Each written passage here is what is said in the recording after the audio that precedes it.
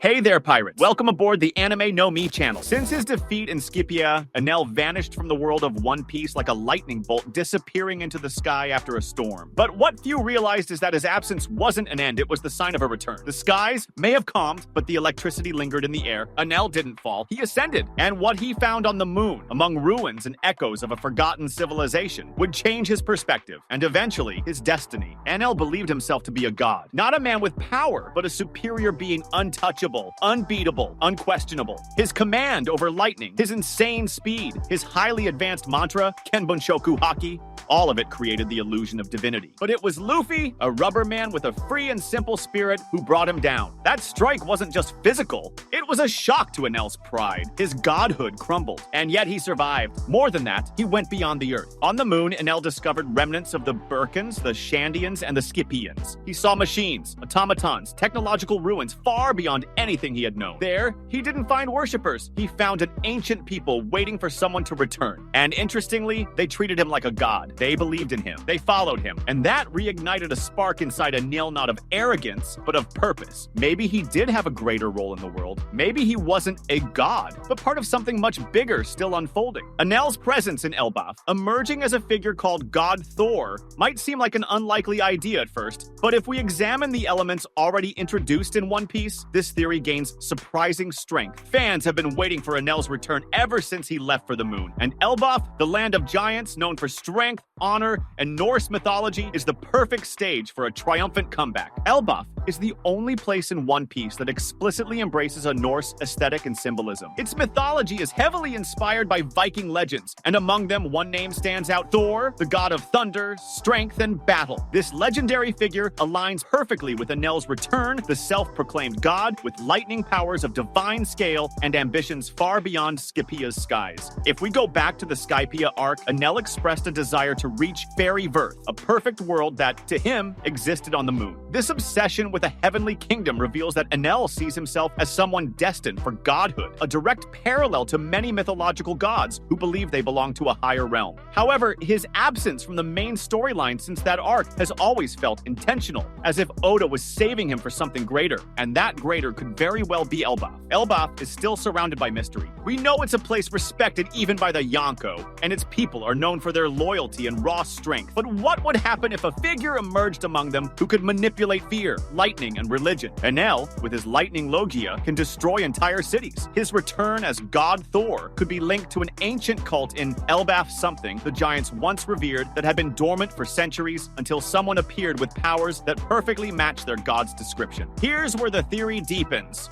What if Enel, upon reaching the moon, uncovered deeper knowledge about the history of the ancients? Those who came from the sky, like the Shandians, Burkans, and Scipians, and their direct connection to the secrets of the Void Century. The moon people are clearly linked to the world's true history, and Enel might have discovered truths that made him view Earth, and especially Elbaf, as a critical point in his path to ascendancy. And upon returning, he doesn't come back as Enel, the former god of Skypiea, but as Thor, the true god of the giants, using his appearance and powers to deceive or dominate the local people. This also ties into the idea of manipulated mythology. The world of One Piece is built upon historical distortions: Emu, the world government, Joy Boy, the Void Century. All of these suggest that truth has been shaped and hidden over the centuries. So it's completely plausible that the giants of Elbaf worship a god of thunder erased from the world's history, and that Enel, upon discovering this legend, decided to take on that persona and return with a new goal: to dominate the giants and use them as tools for his revenge or to fulfill his divine vision. And this is exactly where the Straw Hats come in. Luffy has already fought Enel in the past, and despite the massive power gap at the time, his natural immunity to electricity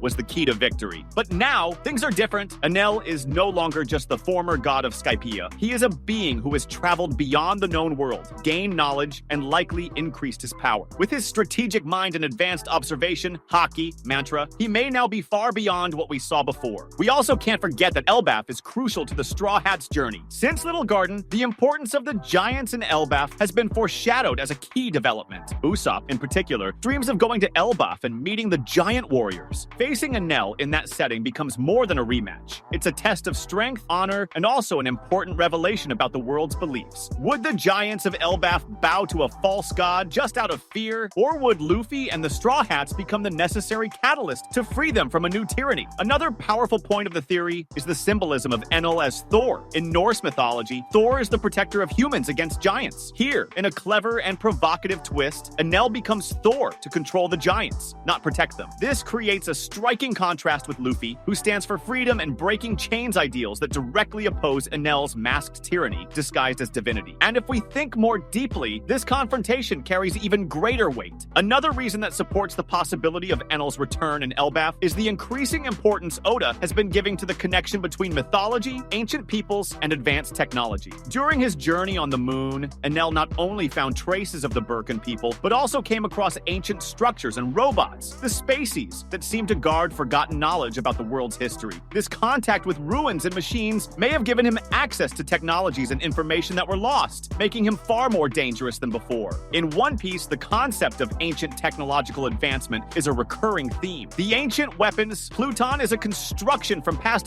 eras with destructive power, the poneglyphs are indestructible and written in a forgotten language, and Vegapunk, the greatest scientist in the current world, still relies on discoveries from the past to develop his work. Enel, having spent time on the moon, a place where past and future seem to intersect, may have become one of the few characters with direct access to these relics. If we consider that Enel returned to Earth after exploring the moon, he would likely seek a place where he could exert influence. The most natural place would be somewhere he could be worshipped or recognized as a deity. At this point, Elbaf fits perfectly. A people who live by honor, bravery, and ancient myths could be vulnerable to the emergence of a being with a divine appearance, capable of controlling thunder and presenting himself as the incarnation of Thor. And since the giants respect their own mythology, it wouldn't be impossible for some of them to accept him, or at least hesitate to oppose him. This manipulation would become more effective if Enel demonstrated knowledge of secrets that even the giants themselves do not know. If he used the information acquired on the moon to claim he is the true heir of an ancient prophecy of Elbaf, or even to reveal parts of the island's lost past, his figure as God Thor